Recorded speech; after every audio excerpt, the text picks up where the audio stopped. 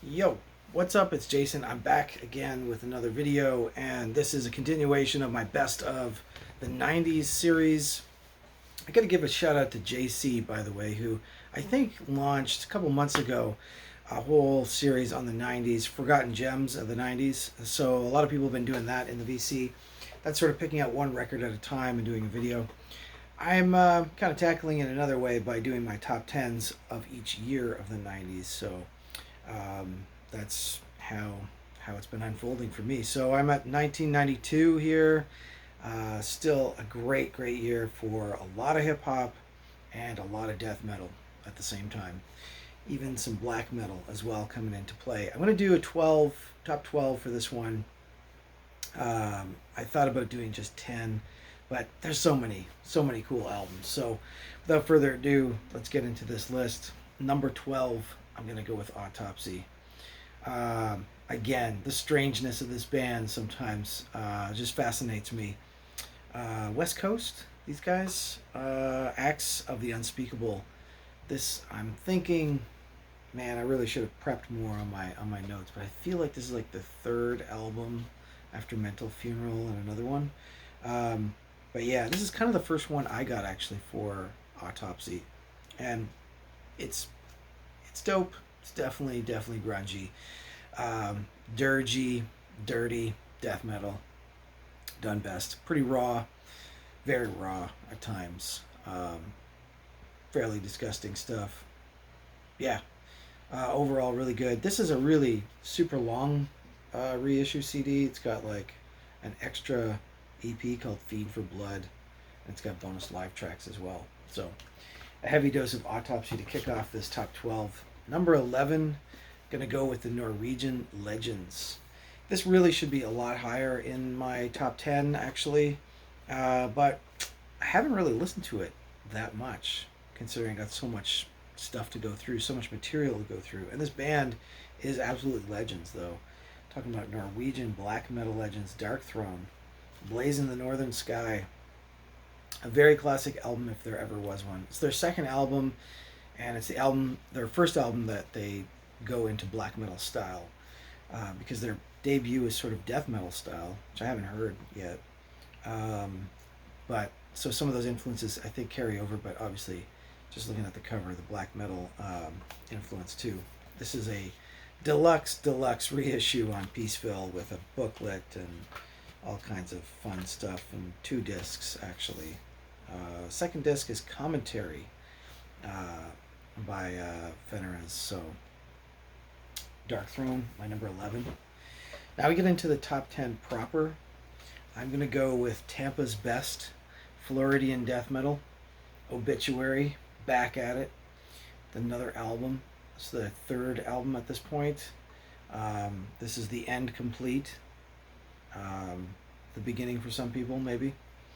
Don't like this as much as the Slowly We Rot earlier stuff, but it's still amazing. It's still Obituary. It's sludgy and doomy a little bit at times. Great Floridian death metal. What more do you want to know? What more can you say? Scott Morris produced. So there they are.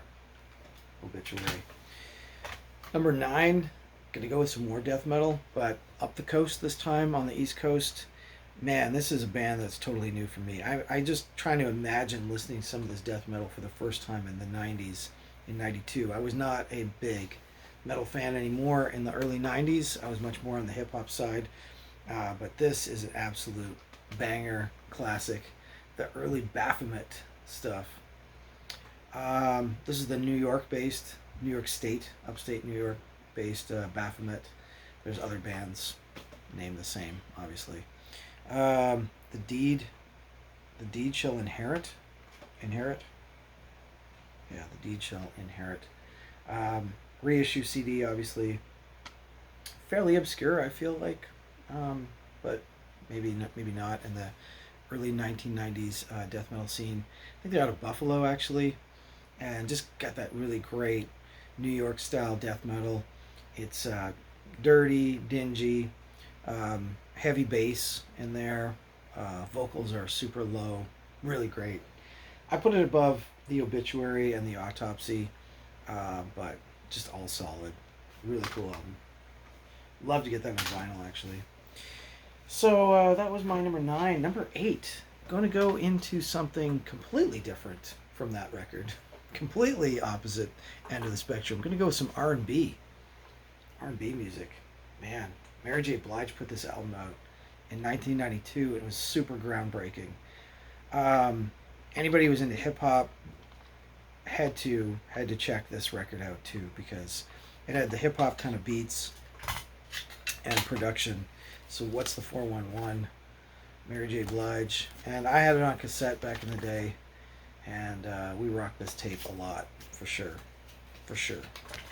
Definitely for the slow jams, the love jams. After you've done playing some autopsy and obituary, you want to chill out. Put on some Mary J. I mean, nobody can challenge the ferocity of these vocals too, right? Mary J. Killer vocalist, killer album. One of her best albums. Her debut. What's the 411? That New Jack Swing kind of production on Uptown Records. That's a number 8. Number 7. 6, 5, 4, 3, 2, 1. Yeah. Surprisingly enough, by the way, only one vinyl to show in this whole top 12. Almost all CD. One cassette. You just saw one vinyl coming up. But number 7, going to go with another CD. This is Frontline Assembly.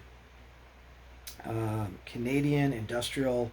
Started in the 80s by Bill Lieb, who was a former band member of Skinny Puppy. So it's got a bit of that Skinny Puppy production style. I would say they're a little bit more. Frontline's always a little bit more stiff, if that's the right way of saying it. A little bit more militaristic, a little less horror movie than Skinny Puppy. But just great late 80s, early 90s in this case, industrial, EBM, electronic body music. Yeah, I've always had this album actually in my collection. I've often had this CD. It's my favorite by them. And the earlier stuff is really good too. It's a little more raw, a slight more raw, of course, all machine based. But I think this is a pivotal album. I would recommend this one of their best. Frontline Assembly, this is the Neural Implant album. If you're looking for one to start with, I'd go with that. Number 6, we're going to go with the vinyl. Just got this not too long ago. Brutal Truth. Wow. This is like from one extreme to the other. Extreme conditions demand extreme responses. This is their debut album. Got to put this high up in the list because I do love grindcore. The absurdity, the speed of grindcore, the drums of grindcore. So loads of cool ass blast beats in this thing. Formed by Dan Linkler from Nuclear Assault, of course, and went on for quite a while, but I think it's officially kaput at this point. But this was the debut for Brutal Truth. Good album. Happy to get that on vinyl reissue. So we're down into the top 5 now. All CDs. Started these lists a while back, over a year ago. I was doing top 10s in the 70s and the 80s, and they were all pretty much all vinyl. Almost a rule. But I had to bend those rules because as we got into the 90s, just because a lot of other formats, and a lot of times these were the formats we listened to these records on. This next one, I think I had it on cassette because I was really heavy on tapes in the 90s for hip hop especially. Talking about Ice Cube's album, The Predator. I think his third album. Third album if you don't count the EP. Man, did he ever come back with a vengeance, stomping with a vengeance. Gangster rap, but infused with a lot of political commentary as usual. He's kind of doing that right from the get-go from America's Most Wanted. But just the heavy stomp of When Will They Shoot, sampling We Will Rock You from Queen. So when I say heavy stomp, yeah, you know what that means. Great samples all the way through this thing. It's a pretty heavy, hard-hitting social commentary, race relations in the U.S., that whole thing. Just brutal at times, Ice Cube. This is Brutal Cube. A couple of lighter moments, not a lot of lighter moments on this thing. There is "It Was a Good Day" is on this album. There's quite a few like hits, and "Dirty Mac" was kind of a funky pimp kind of track or something. "Gangster's Fairy Tale 2." "Check Yourself," it's kind of like the dance-ish track with Das Effects, who you might see later. Um, but yeah, overall the production and the beats are really crunchy and heavy and stomping, hard hitting, killer album. If you're looking for some hardcore hip hop, this is a great record to have. Predator. I liked his Lethal Injection after this one too, but that was a little bit more on the G Funk side. This one's still got some of that New York kind of style, Bomb Squad, somewhat influence, crunchiness to the beats.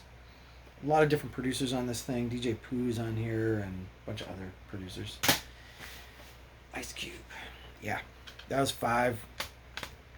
Number 4, get back a little bit into death metal. Just got a copy of this the other day from my buddy Wilson. This Napalm Death album. Absolutely sick. I love Napalm Death. They're one of my fave metal bands overall, but definitely for grindcore and death metal. This feels a bit more death metal than grindcore in some ways, but yeah, banging. I mean, there's the guys there. Barney on the vocals, deep guttural vocals by Barney on this one. I've only listened to it a few times, and I'm already putting it in my top 5 for the year. That came out in '92. Okay, the last 3 are albums that are stone cold classics for hip hop. All 3 are hip hop. And all 3 were played a lot back in the day. Definitely, when we got all these records, they were definitely kicking it. I probably had all 3 on cassette, but now I got them on CD. Gonna go with Paris again. I've showed Paris before. His debut album was insane. Devil Made Me Do It. This one is pretty close to just as insane. Sleeping with the Enemy, very strong follow up. Maybe a little less memorable tracks. I don't know. There's a lot of good ones on this thing too. I got Make Way for a Panther is really good. Sleeping with the Enemy. Bush Killer is on here, which I think was the controversial track because this is during the George H. Bush years, if you can imagine. That guy doesn't seem half as bad as some of the other ones that came after. Coffee, Donuts, and Death. You can guess what that's about. Gorillas in the Mist.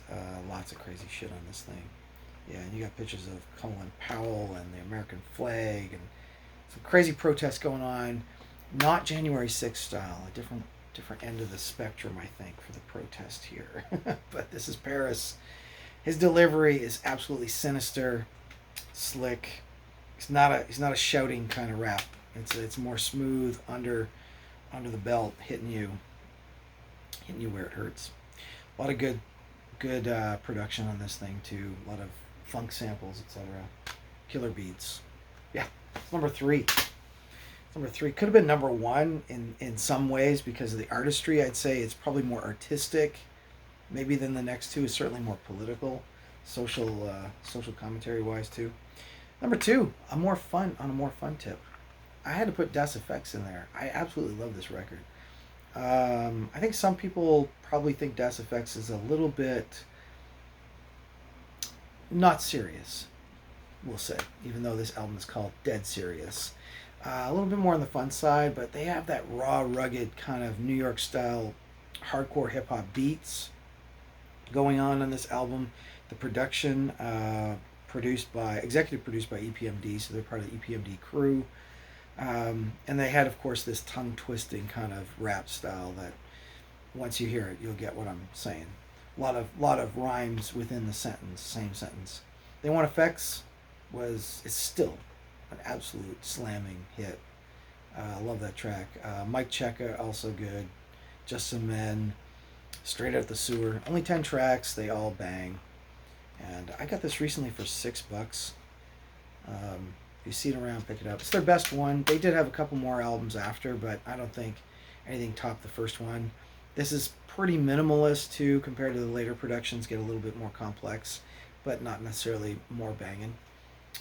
Dead Serious by Das Effects is my number 2. And my number 1, humble as it may be. Maybe it wasn't that humble, actually. This is kind of their third album, third album at this point. Gonna go with the Beasties for number 1. Check Your Head. Rediscovered this album really this summer. This is like my album of the summer right now. Bring this to the beach all the time. Just rocking all these jams. Know all these jams, right? Of course, the big hits: Pass the Mic, Gratitude, So What You Want is on this thing. You got the Biz versus the Nuge, Ted Nugent sample versus the Biz Marquee, Jimmy James, Funky Boss, Groove Holmes. It's got that mixture of like they're playing real instruments, their own instruments again. Even one track that's kind of a punk ripper a little bit. Time for Living. I'd say that's a pretty good throwback to their old hardcore days, but mostly more on a kind of spaced out funk vibe, a little bit psychedelic at times. Lots of good little skits too, and just banging hip hop jams. It's gonna be my number 1 from 1992. Let me know what you guys think of that list. Bit of a variety in there. Some pretty heavy, hard hitting stuff, and a couple of softer, fun moments, we'll say, for 1992.